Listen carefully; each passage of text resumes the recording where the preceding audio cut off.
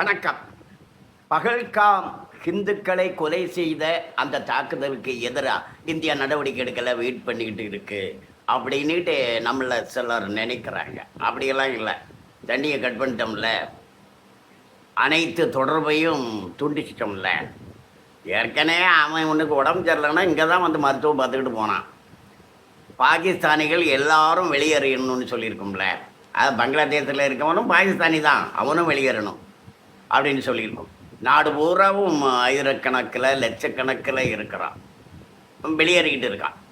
இப்போ நம்முடைய பூந்தமல்லிக்கு பக்கத்தில் நசரத்துப்பேட்டையில் ஒரு 8 பேர்னு சொல்கிறாங்க, குந்தத்தூரில் 33 பேர்னு சொல்கிறாங்க, திருப்பூரில் 130 பேர் அப்படின்னு சொல்கிறாங்க. பாகிஸ்தானிகள், இஸ்லாமியர்கள், அங்கேருந்து ஊடுருவி வந்த இஸ்லாமியர்கள் அதெல்லாம் வெளியேறிட்டு இருக்காங்க.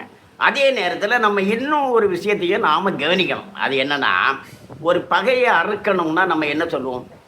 வேரும் வேரோடு மண்ணோடும் அப்புறப்படுத்துவோம்னு சொல்லுவோம்ல. அது ஒட்டிகிட்டு இருக்கிறத கூட, அந்த மண்ணை கூட அப்புறப்படுத்தணும் அப்படின்னு சொல்லுவோம்.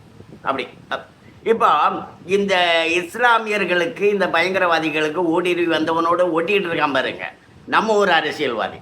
அதான் நம்ம ஒரு அரசியல்வாதி 22ஆம் தேதி அந்த சம்பவம் நடந்த உடனே இங்கே தமிழகத்தில் கண்ணீர் அஞ்சலி செலுத்தலாம்னு பாரதிய ஜனதா கட்சி பேனர் வச்சா, அந்த பேனர் வைக்காத அப்படின்னு திமுக போலீஸ் பேனரை கிழிச்சு தள்ளினாங்க, வைக்காதன்னு சொன்னாங்க. அப்போ இவங்க யார்? அந்த வேரில் ஒட்டி இருக்கிற மண். இப்போ நாம் தமிழர் கட்சி தலைவர் சியோன்னு சொல்லக்கூடிய சீமான்னு சொல்கிறாங்க. அவர் என்ன சொல்கிறாரு? என்ன அங்கே பகல்காமில் நடந்ததுக்கு தாம் தீம் நீ குதிக்கிறீங்க, ஆனால் இங்கே கொள்ளையர்கள் வந்து படகுல இருந்து போன நம்ம தமிழர்கள் எல்லாம் தாக்கியிருக்காங்க, அதுக்கு என்ன பண்ணுறீங்க அப்படின்னு கேட்குறாரு. அங்கே நடந்ததுக்கு தாம் தீம் நீ குதிக்கிறோமா? அப்போ அங்கே நடந்தது கண்டனத்துக்குரியது இல்லையா?